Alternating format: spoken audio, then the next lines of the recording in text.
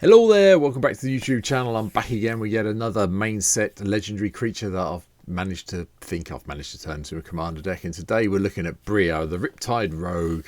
2 blue and red for a 3/3 legendary creature, otter rogue. Anyway, has prowess, and other creatures you control have prowess, which stacks with this card. If a creature has multiple instances of prowess, each triggers separately. Remember that, it's important. And then, whenever you cast a non-creature spell, target creature you control can't be blocked this turn. Can you see where I'm going with this deck? Okay, yeah, it's a lot of prowess creatures, a whole load of instants and sorceries and non-creature spells. Hopefully make all our creatures unblockable and then swing in and kill people in one shot with several creatures a turn. That's the plan. Whether it's going to work or not, well, I can't test this yet, so hey, I think it works. In my head it works anyway, so here we go. This is what today's deck looks like. Okay, at the beginning, 28 creatures. Most of which have prowess and a few that just help us out generally. So, Monastery Swift Spear, the traditional prowess creature, Abbot of Kerr Keep. And then we have Baral, Chief of Compliance, to help cut the cost of our instants and sorceries down. Curious Homunculus is also here. Bit of mana ramp. And then if we've got 3 or more instants or sorcery cards in our graveyard, we get to flip it. It has prowess and then cuts the cost of our instants and sorceries. So, nice little mana ramp, potential good creature in the end. Jeskai Elder, prowess, deals combat damage, draw and discard. The Sage, just when it dies you draw a card. Lightning Visionary comes in from Battle Brother pairing, something or other, I can't remember where it comes from, but anyway, has prowess, 2/1 creature with prowess, we'll cope with that. Loyal Apprentice is just here so we get the Thopter when we have Bria in play. Majoring Bully has prowess and has to attack each turn. And then, yeah, we've had to go a Ral for this deck. Cuts the cost down of our instants and sorceries, and whenever you cast an instant sorcery we flip a coin. You all know what it does. If you lose you take a damage. If you win you transform into Ral Leyline Prodigy, which then just helps us win the game even more, so we're not going to complain too much. Yeah, right. Spellweaver Eternal, prowess and inflict 2. Whenever this creature becomes blocked, defending player loses 2 life, so even if he gets killed off they still take 2, so it's good. Sprite Dragon to get the +1/+1 counters, and obviously when we have Bria in play we get prowess on top of that, so this gets big quickly.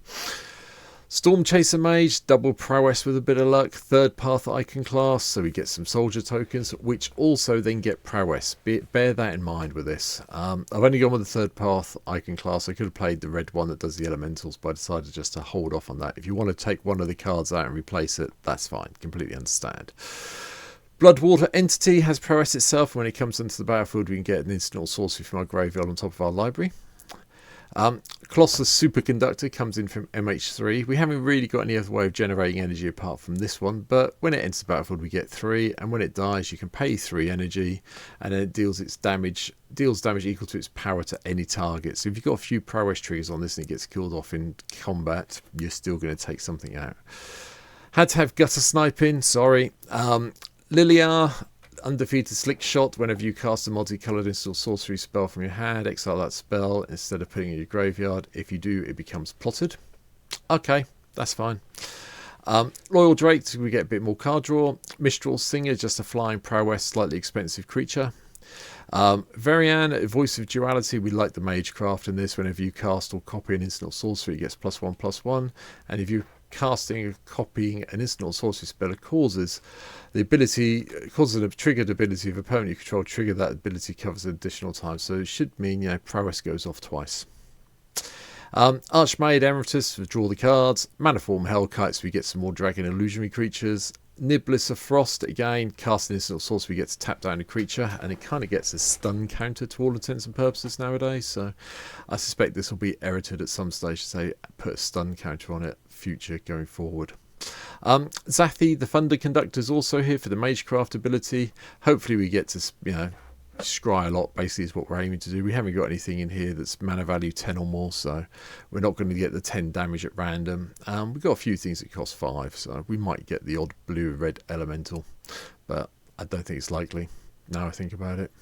So it's probably just going to be the scry stuff, but hey, it's 1/4 that scries and then gets prowess. Cope with that. Shipwreck Drowser, 3/3 prowess, 5 mana. Enters the battlefield, we get an instant or sorcery from our graveyard to our hand.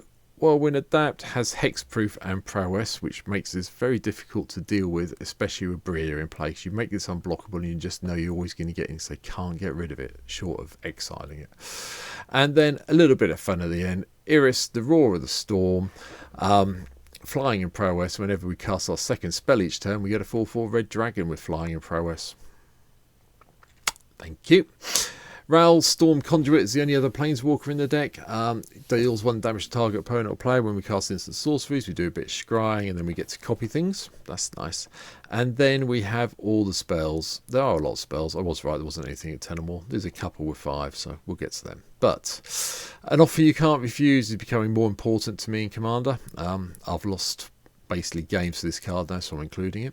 Then we have things that are going to trigger prowess quite easy. So Brainstorm, Faithless Looting, Lightning Bolt, Mystical Tutor, Opt, Ponder, Pongify, Preordained, Serum Visions, and Sleight of Hand. Should give you enough ways of triggering prowess on a regular basis that you're happy. Then we have a little bit of control with Counterspell, Cyclonic Rift, Mana Drain. Beacon Bolt comes in. I'm umming and ahhing over this card at the moment. I think it has its upsides to deal with some creatures. This may become Elixir of Immortality in the future, just so we're clear, so I haven't put that in here yet.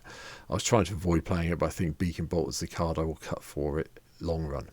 Anyway, Chaos Warp, Jessica's Will, Prismari Command, Rush of Inspiration counts as our 36th land, which is kind of important. This,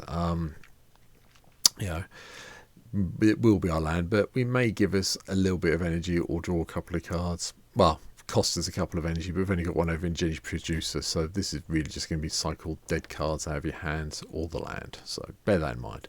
Windfall makes an appearance, Cryptic Command for a bit of more control, then Elemental Eruption. Hopefully we can get this storming off at a nice level with a whole load of Dragon Elemental tokens, that'd be nice.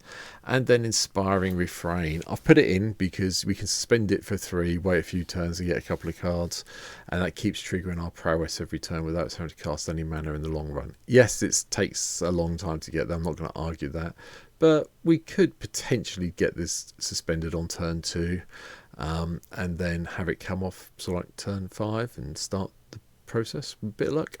Anyway, Artifact Ramp is purely, most of the artifacts are ramp, so we've got Tantalite, Soul Talisman, Soul Ring, Arcane Signet, Fire Diamond, Izzet Signet. The medallions are in because I like them, Sky Diamond, and then the one thing that isn't a ramp card in the artifact is the Sword of Power and Wealth. Just for the potential of getting the damage through, getting a treasure token, and get to copy our next instant or sorcery spell we copy that turn. Could be very useful, especially if we're copying something like, Elemental Eruption. Yeah, really, that's what we're aiming for more than anything else. Couple of enchantments, Sorcerer class, just so we can make all our creatures tap for instants or mana sorcery, and then hopefully get up to level 3 to do the whole damage dealing. And the Font of Magic, because I imagine we're going to be casting Bria a couple of times from the graveyard, so we might as well have this in here to reduce the cost of our 23 instants of sorceries. As I said, there's only 35 lands in the deck. It's not too heavy on the land value today. Nothing much you've really missed out on that you haven't seen before me playing in my decks. Did go with Relic Crowd, didn't go with Temple of the False God, did go with Temple of Epiphany. Don't usually play the temples, but I figured in this deck it might be worthwhile having a go. Scalding Tarn's in here, so you can cut some mana off or cost off if you need to. And that is it. As I've said in a lot of the Bloomborough decks that I've been looking at recently, these are all starting points. I'm recording this before I go on holiday, so the full set isn't released yet. So there may be cards from the set you want to add in that I've missed out. If there are, please let me know in the comments below. I will quite happily change the deck when I get back from holiday and start playing things on stream again. But for now, I hope you've enjoyed this one. Let me know in the comments what you think. Anything you want to add, take out. Hit the subscribe button if you can. I'm sitting at 466 subscribers here on YouTube as I do this video today, so getting a little bit closer to my 500 target for the end of the year. And yeah, you can come and see me play this on Twitch. There's a link to that down below, so you can come and give me a follow on Twitch while I'm on holiday.